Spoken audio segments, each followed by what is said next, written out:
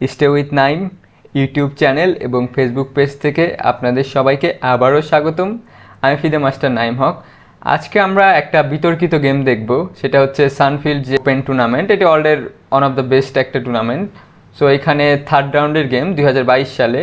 So বিতর্কিত কেন বলবো, কারণ আফটার এই গেমের পর যে ম্যাগনাস কার্লসন, তার অপোনেন্ট ছিল হচ্ছে নিমান সেন্স, আমেরিকান গ্র্যান্ডমাস্টার। তো ম্যাগনাস কার্লসন গেমটা হারার পর তো বলেছিল যে নিমান সেন্স চিটিং করে। তো এবং চিটিং করার এই কারণে সে এই টুর্নামেন্টে এই থার্ড রাউন্ডের যেটু গেম খেলার পরই সে নাম উইথড্র করে নেয়। অনেক কন্ট্রোভার্সি ক্রিয়েট হয়। তো এই ম্যাগনাস কার্লসনের বলার পিছনে একটা রিজন আছে, সেটা হচ্ছে এর আগে নিমান সেন্স হচ্ছে chess.com-এ চিটিং করার কারণে ব্যান হয়েছিল এবং এই গেমের যে অ্যাকুরেসি এন্ড গেমে সেটা খুবই হাই। ওকে, সো এরপরেও মানে নিমান সেন্সকে নিয়ে অনেক বিতর্কিত মন্তব্য অনেকেই করেছেন, অনেক প্লেয়ারও করেছেন। সো আমরা গেম দেখি যে কী গেম। সো D4, ম্যাগনাস সাদা নিয়ে খেলেছে। Knight F6, C4, E6, knight C3, bishop B4। So Nimzo এখানে মানে অনেক কিছুতে যেতে পারে চাইলে হোয়াইট। সো ক্যাটালানে চলে গিয়েছে white. Castling, bishop G7, D5, A3, সবগুলো থিওরি। সো এর জন্য আমরা ফার্স্ট দেখছি, অ্যানালাইসিস আসলে করার এখানে কিছু নাই। So bishop C3, B3, পন্টেক। এখানে অনেক কিছু খেলা যায়, but night F3 it's solid. C5, তো C5-এর আইডিয়া নাইট C6 করবে যেহেতু, সো নাইট C6 যাতে খুব ভালোভাবে করতে পারে, এবং সেই সাথে যে D4-এর পনের উপর একটা প্রেশার। সো ক্যাসলিং, তো টেক, কুইন টেক। ওকে, আফটার কুইন টেক যদি কুইন টেক করে ব্ল্যাক, তারপরে হচ্ছে একটা পন ডাউন, এই পনটাও ফিক্স চলে যাবে। তারপর হোয়াইটের নাইটগুলো, স্ট্রং পিসগুলো খুবই কমফোর্টেবল ওয়েতে আছে, তো এখানে প্রবলেম হইতে পারে, but position equal. So knight C6, queen C4, E5, bishop G5, নাইটটা পিন করেছে। So H6, rook D one, bishop E6।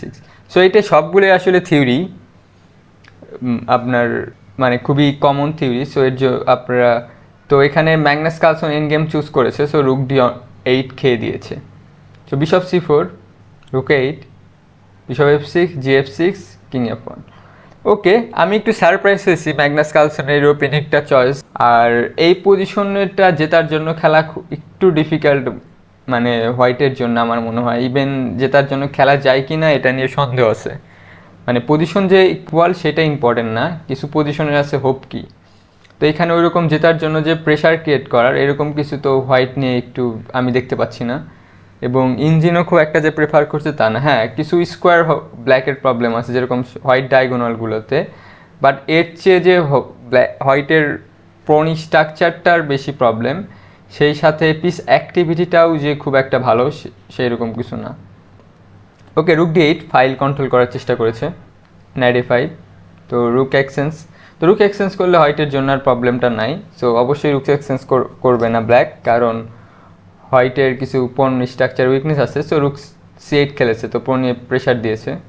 So night D2, bishop E6, C3 তে প্রেশার দিয়েছে। রুক C অন করে হয়তো বাঁচানো যেতে পারে, বাট B5 করবে, A6 করবে। সো আলটিমেটলি এই পনটা বাঁচানো খুব ডিফিকাল্ট। তো এখানে যদি নাইট দিয়ে খায় সেটা আর একটা প্রবলেম, যে নাইট নিয়ে দিয়ে খাবে। সো এই স্ট্রাকচারে একটা পন আপনি জেতা যায় না, নাইট দিয়ে খালে B7ও ধরা আছে।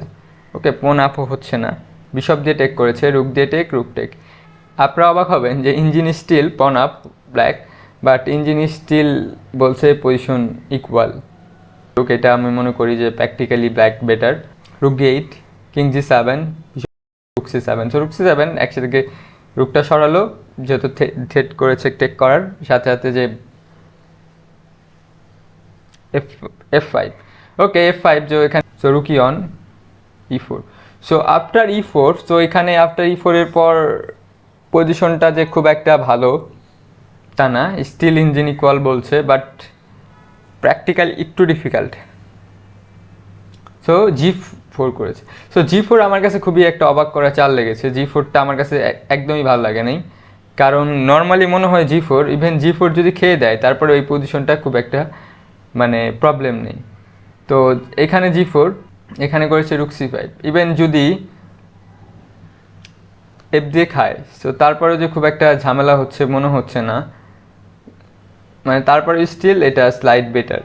ওকে, সো এর জন্য এখানে মেবি F3 মতো চাল খেলতে পারতো চাইলে।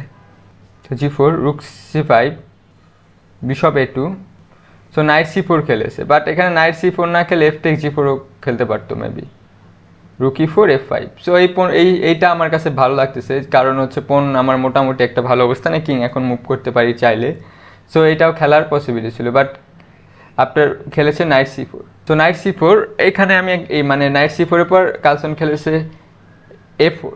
তো A4 খুবই অবাক লেগেছে, কারণ মানে একটা জিনিস যে আপনাদের মানে খেয়াল রাখবেন সেটা হচ্ছে রুক এন্ড গেমে কিন্তু একটা পোন ডাউন নিয়ে ড্র করা ইজি, কারণ এখানে তো মনে হচ্ছে না যে হোয়াইট জেতার কোনো চান্স আছে। সো হোয়াইটের এখানে ড্রর জন্যই খেলতে হবে। আলটিমেটলি আপনি কি কত স্ট্রং প্লেয়ার সেটা ইম্পর্টেন্ট না, পজিশনটা তো ইম্পর্টেন্ট, ঠিক না? সো পজিশন অলরেডি হোয়াইটের জন্য খুবই ডিফিকাল্ট। হোয়াইট যদি ড্র করতে পারে, আমি মনে করি এটা হোয়াইটের জন্য খুবই ভালো একটা রেজাল্ট। সো এখানে মেবি সে রুক এন্ড গেমে যেতে পারতো, এটা টেক করে রুক এন্ড গেমে যেতে পারতো হয়তো, বা বিশপ C4 টেক B5। ওকে, এই এন্ড গেমে যেতে পারতো, যদিও এটা ইঞ্জিন বলতেছে ড্র, বাট প্র্যাকটিক্যালি ডিফিকাল্ট। এর জন্যই আমি মনে করি ম্যাগনাস কার্লসন আসলে যায়নি, কারণ দুইটা পাস পোন আছে এদিকে। ওকে, নাইট C4, পোনটা বাঁচিয়েছে, so night D6। So রুক E7 খেলেছে। সো রুক যদি D8 খেলতো তাহলে কী হইতো? রুক D8 খেললে সো খুবই একটা এক্সিলেন্ট মুভ, সেটা হচ্ছে যদি পিস খেয়ে দেয়, রুক চেক, রুক এখানে back, so rook take, king take, মানে পোনটা ফিনাও যাচ্ছে না, পোন কুইন হয়ে যাচ্ছে পরের চালে। সো এর জন্য E3 হয়তো, বা এর জন্য রুক D8 ম্যাগনাস খেলে নাই। সো রুক E7 টেক করেছে। সো টেক করেছে, এটা নর্মাল, যেহেতু করে নাই, আবার রুকটা দিয়ে ধরেছে। সো এখানে আবার সেম আইডিয়া করেছে যেটা আমরা একটু আগে দেখলাম। So E3। ওকে, যেহেতু আমার এই পোনটা চলে যাবে নেক্সটে, বোঝা যাচ্ছে, কারণ আমার নাইটটা মুভ করতে হবে। ওকে, এবং নাইট মুভ ওই পোন যাচ্ছে না, এটা যাচ্ছে। সো এর আগে আমি একটা তার অপয়েন্টের যে পোন স্ট্রাকচার আছে সেটা ব্রেক করে দিলাম, পোন স্ট্রাকচারের একটা উইকনেস ক্রিয়েট হয়ে গেল সেই সাথে। সো এটা তো অবশ্যই ভালো। Stake night. সো এখানে মেটিন একটা প্যাটার্নের ক্রিয়েট করার ট্রাই করছে, যেহেতু যদি এখানে রুক দিয়ে খায় তাহলে জাস্ট কিং মুভ করবে, এরপরে রুক দিয়ে এখানে দিয়ে ঝামেলা করতে পারে চাইলেই। আর বিশপ দিয়ে খাওয়াই যায় না, সো বিশপ দিয়ে যদি খায় জাস্ট রুক দিয়ে চেক। তো রুক দিয়ে যদি ফিরায়, রুক দিয়ে খেয়ে বিশপটা খেয়ে দিব কিং দিয়ে, সো হয় না। সো এখানে ম্যাগনাস খেলেছে king F1, so check, রুক C2। তো এখনও রুক দিয়ে খাওয়া যায় না, কারণ রুক দিয়ে খেলে কিং জাস্ট মুভ করবে, এরপরে বিশপও ধরা। So take, rook take, king G on, king F6, bishop D5। So যেহেতু নাইটটা ধরেছে, সো রুক বিশপটাই পিন করে দিয়েছে রুক, তো বিশপটা এখন আর মুভ করতে পারে না। সো এখানে আবার ব্যাক করেছে, বাট এইটা চালটা আবার মানে হয়তো বা রিপিটেশন করার ট্রাই করছে যে এখানে যদি ড্র হইতে পারে, বাট এখানে এই চালটা ভালো হয় নাই, আবার বেটার পজিশন পেয়েছে। এখানে কার্লসন একটা ভালো চান্স পেয়েছে, যদি কার্লসন রুক E7 খেলতো। সো রুক E7 এর পর এই নাইটটা যাবে কই, এটা একটা প্রশ্ন। ওকে, যেটা সবচেয়ে বেশি প্রবলেম মনে হচ্ছে সেটা হচ্ছে নাইট F2। ওকে, সো নাইট F2 গেলে একটা মানে খুবই চমৎকার মুভ আছে, যেটা হচ্ছে বিশপ নাইট যে H3-তে চেক দিবে সেই চেকটা অফ করা, সেই সাথে সাথে মানে যে এখন রুক দিয়েও চেক দেওয়া যায় না, কারণ নাইট ধরা। আর যদি এই এন্ড গেমে যেতে পারি, মানে সবসময় বলতেছে রুক এন্ড গেমে গেলে এখানে ড্র করার পসিবিলিটি খুবই হাই। সো এটা না মানে কার্লসন খেলতে পারতো। সো নাইট কার্লসন রুক D7 খেলার কারণে নাইট G5 খেলেছে। সো এখানে check, king F5, so take করেছে, knight check for king E5। Okay, F5 দিয়েছে যাতে হচ্ছে কালো ঘরে পিসটা রাখা এই পোনগুলোতে, যাতে বিশপ যেহেতু আছে সাদা অ্যাটাক করার। So king G3।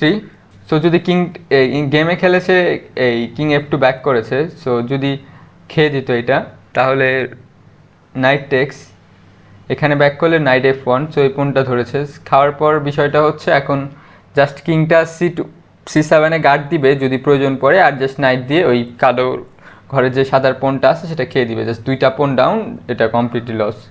সো এর জন্য ম্যাগনাস কার্লসন আপনার চেকের পর কিং F2 খেলেছে। সো নাইট টেক্স এখন E5 করেছে। ওকে, E5-এর আইডিয়া যদি খায় তো তাহলে বিশপ E6 দিয়ে আবার বিশপটা এইখানে আসবে। ওকে, সো এইটা হচ্ছে আইডিয়া এই মূলত। সো খেয়ে দিয়েছে, সো বিশপ আসুক, প্রবলেম নাই।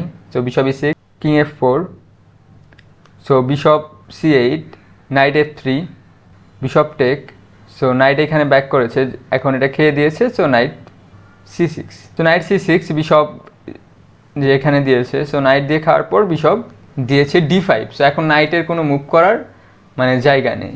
তো এখানে হিমেন্স পন পুশ করেছে, আবার পনটা ধরেছে দিয়ে। সো কিং যদি এখানে আসে তাহলে তো আর কোনো হচ্ছে না, আবার যে কিং যদি এখানে আসে আবার এখানে ব্যাক করবে, মানে এখানে ব্যাক করবে। সো পজিশন তো কোনো ইমপ্রুভমেন্ট হচ্ছে না। সো এর জন্য আফটার বিশপ F7 পন পুশ করে দিয়েছে, আবার এখানে ব্যাক করেছে। তো এখানে ব্যাক করার পর কিং এখানে E5 করেছে। এখন বিষয়টা হচ্ছে বিশপটা যেহেতু ধরা, বিশপটা যদি সরায় যে কোনো দিকে তো নাইটের মুভ করার যে জায়গাটা বের হয়ে যাচ্ছে। সো এর জন্য এখানে রিজাইন দিয়ে দিয়েছে ম্যাগনাস কার্লসন। সো আপনারা দেখতে পাচ্ছেন যে গেমটা কেমন। এন্ড গেমটা খুবই দারুণ খেলেছে যদি সে কোনো কিছু ইউজ না করে, যদিও এখনও এটা নিয়ে বিতর্কিত আছে। সো আপনারা মতামত দিয়ে জানাতে পারেন যে আসলে এটা কি ইঞ্জিন ইউজ করেছে কি না, তো আপনারা কমেন্ট করে জানাতে পারেন। তো গেমটা কেমন লাগলো আপনারা সবাই জানাতে ভুলবেন না। আমার ইউটিউব চ্যানেলে যারা নতুন তারা ইউটিউব চ্যানেলটি সাবস্ক্রাইব করুন, এবং ফেসবুক পেজে যারা নতুন তারা ফেসবুক পেজে ফলো দিয়ে সাথে থাকবেন। সবাইকে ধন্যবাদ।